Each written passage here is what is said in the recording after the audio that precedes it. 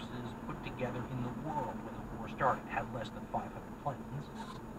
But what planes they did have turned out to be wonderfully valuable tools for reconnaissance, which was what air power had been used for earlier at this time, even in the American Civil War. There were hot air balloons that they would use to see what the enemy was doing in the distance.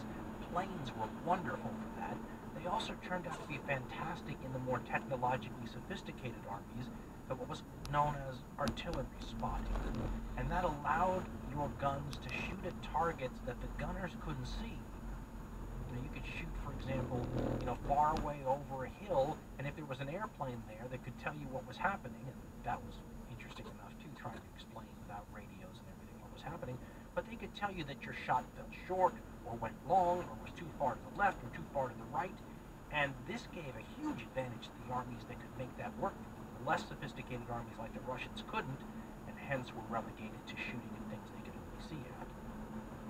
But this early on in the fighting, you can see how primitive things are, because early on when aircraft would encounter enemy aircraft, they didn't have any way to do anything about it.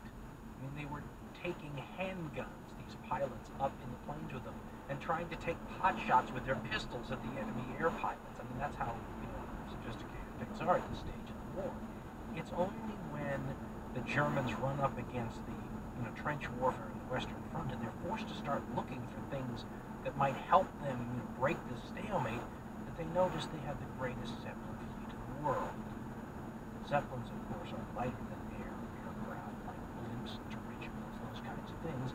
And before the war, the Germans had built 10 or 12 of them and had them sort of sitting aside or started, which scared their enemies probably more than they should have. They sort of had a fleet in being where people like Churchill in Britain had to be worried about what the German Zeppelins do, what might the German Zeppelins do. That was probably out of all proportion to what the German Zeppelins could do. The Germans tried to use them at the beginning of the war, for example. When they invaded Belgium and had to try to deal with those forts, a couple of Zeppelins flew over and tried to drop some bombs. But when the stalemate on the Western Front reaches its real calcification moment, the Germans start looking for ways to use these tools that they have.